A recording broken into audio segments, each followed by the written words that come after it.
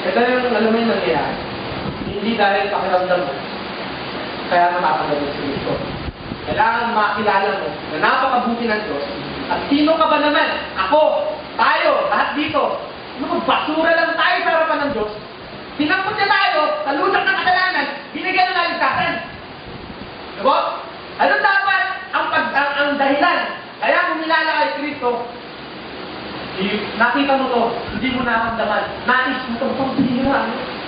Then magsusunod na yung pagdamon mo. No? Hindi dapat tayo pinangungunahan ng sitwasyon natin. Ano? Hiniwala ano?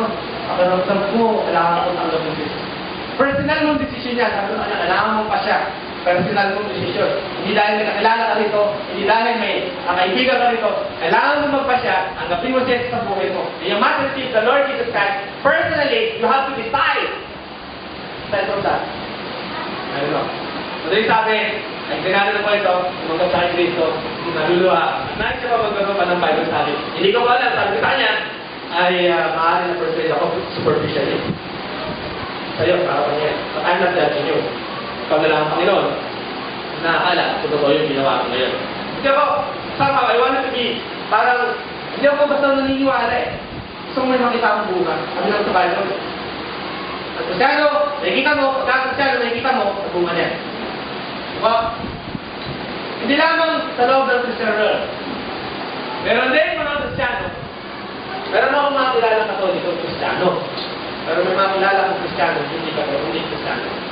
Agad po, tumatay, mamuhay. So dito, si Pablo, inaalalahanan niya. Kailangan magkamong pamaritan itong mga hintil na ito. Tandaan mo natin, tayo po yung mga hintil na ito. No? Dalawang uri lang ng tao ng race ng tao ang meron noon, mga Hudyo at hintil. Sa labas ng covenantal covenantal agreement ng Panginoon sa Israel, sila talaga yung pinili. Sila yung pinili ng Panginoon. Tayo, nung makakilala tayo kay Lord Jesus Christ, inampun tayo. Inampun. Pero ibang klaseng ampun yung ginawa sa atin. Dahil mas higit pa, yung plano ng Panginoon, nilatag na isa-isa.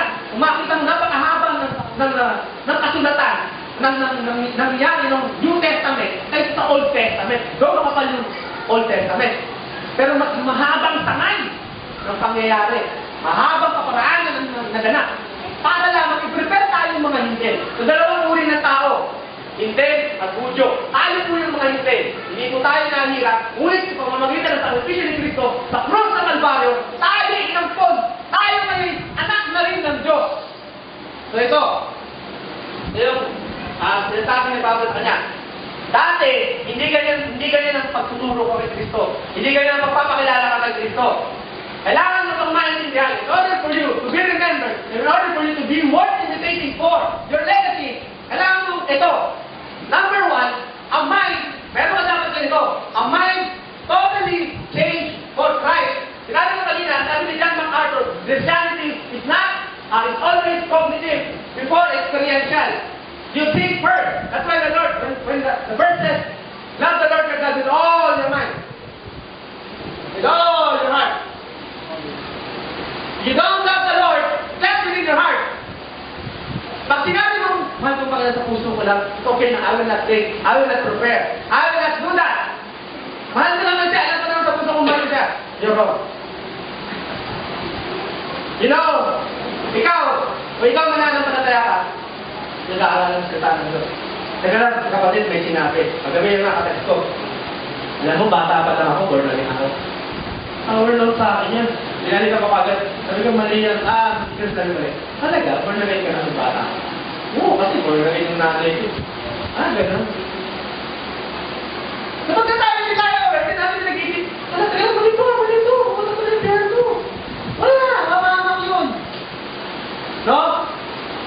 So sa isip, wala na isipan mo, totally change para kay Kristo. Anay po, maraming mga tao, morally right? Sa labas ng Christianismo, maraming mga tao, is morally good. No? Sabi natin ito si Bill Gates. Hindi ko alam, Kristiano to. Daming scholarship na ginagawa ito. Ang daming awang-gawang ginagawa ko. Okay, kasi pastor, may pera yun. Remember mo, 45 billion. Akala ko sa pinakamayaman. 4 billion dollars. Akala ko sa 45.4 billion dollars. Pangalawa siya kay Carlos Slim. Si Carlos Slim, merong lamang siya ng 4 na bilyon dolyar kay Bill Gates. Eh may pera kasi siya, kaya kaya niya gawin ito. Sige, baba natin dito. Sino pa? Ang mga mabubulit. Siya no, si Henry C. Dami ng pinapaaral. Eh, kasi siya may pera siya. O sige, baba natin. Kapit bahay. Ha? Naaway ka ba yan? Hindi. Pinabati ka ba yan? Hinihilang yan? Hindi. May ginagawa sa'yo. Mabuti naman tayo. Ang mag-aaral mo, nag-share ng sagot sa exam. Ang buti. Ano ba? Hinigay ng baon. Bakit? Some are morally good. That's true. But you cannot totally change your mind apart from Christ. So, kailangan, sinasabi ko kami dito, contrasting yung message, contrasting yung point number 1 ko. Kasi dito, pinaliwanag ni Pablo kung anong uri itong mga Indian ito. Itong ginagawa nila. They work for their own good, sordid gain, with lust in their minds. Ito yung mga ginagawa, karumalduman. So, contrastingly, ito yung contrast natin. You must have a mind totally changed for Christ. If you cannot do that, but if God has not worked within your life, especially to your mind, there is something wrong with your Christianity. May problema yung Christianity mo. Magkakaisip mo, hindi si Kristo talaga ang priority ko. Hindi talaga siya. May mga bagay akong kailangan kong ayusin. Maliban kay Kristo. Sabi ko sa kanya kahapon, alam mo, kasi sinabihan niya ako, alam mo, pagka maayos ko lang yung problema ko sa pamilya namin, mag-billing ko ba sa kanya? Ituloy. Alam mo, hindi ka inaanak ka. Pero hindi sinabi. Bago ko, umakalala sa Panginoon, last 2005, I know the Lord is impressed in my heart. Magpastor ka, mag-Bible school ka. 2 taon ako nag-struggle para tanggihan yung gusto ng Diyos sa aking buhay. Anong ginawa ko? Bumalik ulit ako sa mundo. Ayun, si Mark. Ang babae ulit. Ayan. Ayan, Mark. Ayan ka talaga. Ang babae ka naman. Ano nga? Hindi ako nag-iinom. Hindi ako nag-iigarilyo. Ang ginawa ko, nagsusugal naman ako. Dinuloko ko na naman yung nanay ko, ma, kailangan ko ng pera dito. Sorry, nanay ko yung pera eh. Ako, ano eh. Bumalik ako sa mundo. Hanggang sa nagkaroon ako ng relationship sa isang church member. Doon na, things start to hit the pan. Simula nang mag-lugray ang aking buhay. Ayun, 2007, tinabuhan ako ng mild bipolar syndrome. Hanggang ngayon, dala-dala ko siya. Hanggang dala-dala ko yung bipolar syndrome ko. I have to take medicine para maging normal yung serotonin function ko. Ano? Mga kapatid, pagpauman ninyo minsan. Kapag kami nagtatawanan, makita nyo kung hindi makatawa, sa isip ko gusto kong tumawa. Pero yung katawan ko ayaw. Ayaw mag-react. Bakit? May problema yung serotonin ko. Yung tulog ko. May problema din. Hindi nagpa-function yung serotonin na neuroserotonin para gumalaw sa isip ko. Ang tama. Wala akong insomnia. Wala akong ganun. Kaya, napakabalat nyo. Hindi kayo magkakaroon sa akin. So, may mga struggle kayo. Hindi ko alam kung ano yan.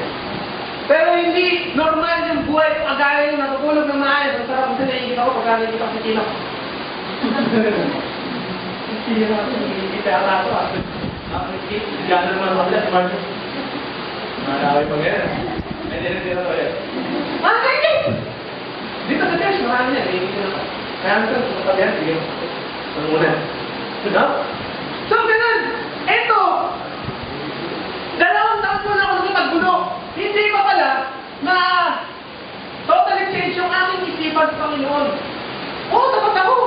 Nakapagdala ako ng tao sa church. Mga doktor, doctorate graduate o ano, mga professional. Because I can really, yung mga kaibigan ko dati, mga activista, sila yung mga supporter ko noon. Nadala lang sila sa church. Kung tayo sabi, okay na sila okay. Participation, ay gano'n lang. Ay, with soul. Eh, debate lang sa mga ano. O, sige. Huwag tayo mag-debate. Usap lang tayo. O, madali mo siya ma-persuade. Kahit nagdalang ginagawa mo, your mind is not yet totally changed for God. Wala. Nasaya. So, ang ginawa ng Panginoon. Dahil mahal ng Panginoon, pinagulog nila magkakita ko. 2007, alas mo wala nang sarili ko. Nakita ko ang sarili. Ano nangyayari sa akin? Nakita ko yung umiyak sa akin ko. Mamatay na yata ako. Kinakabahan ako na hindi ko na alam nangyayari. Hanggang sa nawala na ako ng lakas pero buwat ang aking isipan bukas. Nakita ko ang sarili ko, tinatanay ng mga kabrani ko sa church. Bitin nila ako. Inato ako sa tricycle. Pumunta sa hospital. Ano nangyayari sa akin? Inausap yung doktor. Dok, hindi ako wala ako sa sarili. Hindi wala kung ano nangyayari. Itong San Jose, nakakalungkot. Narinig ko yung isang kapatiran. Hindi, baka ano naman sa lugar. Ano? Yan. San Jose, habang nandun ako, binabagsak ako ng kapatid ko. Kapatid ako sa church. Ang sakit doon, pero hindi ko siya naiintindihan. Hindi ko gumaling. Sa harapan ko, meron doon sinasalipan niya ng demonyo. Sabi, kinakabahan ako, Panginoon. Ako ba sinalipan na rin? So sabi ko sa doktor, ano ba nangyari sa akin, Dok? Yung dugo ko, tininet. Nandun yung pastor ko, nandun yung secret kong girlfriend. Tinitingnan ako naawa sa akin. Bira ko, naisip ko, bira ko, dahil nangyari sa akin. Parang ganun, naisip mo lang. So, maya, wala akong sakit. Naisip ko, wala akong sakit. Bumangon ako, sabi ko sa kanila, sabi ko, wow, tumayo! Tumayo ako ng malakas. Pastor, tayo sa church. Kaya tayo. Nakalimutan ako siya na ako. Hindi kasi baka bang isipin ko. If your mind is not totally changed for Christ, hindi ang bago para kay Kristo, walang na ginagawa mo ngayon.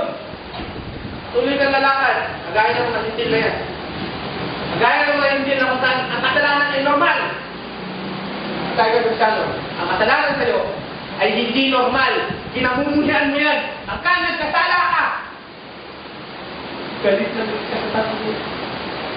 Hindi ka na namumuhay sa kasalanan. Oo, nagkakasala ka. Pero hindi ka na namumuhay sa kasalanan. Wala na yung ganun. No?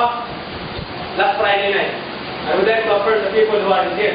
Maging si Ate Pati na nag-prepare. Ano po, itong Friday prayer meeting natin, sa alam ko, kung hindi po kayo dadalo. Bakit po? Ito po yung mga foundational na kung saan, oo, meron tayong mga speaker, hindi ko mas nasabi, hindi ganun yung sapat yung kakayanan nila. Pero may mga sinasabi sila, sa pamamagitan nila, nire-reveal ng Panginoon kung ano ang nais sa atin. Last Friday, Sister Bandy shared to us the importance of the cross.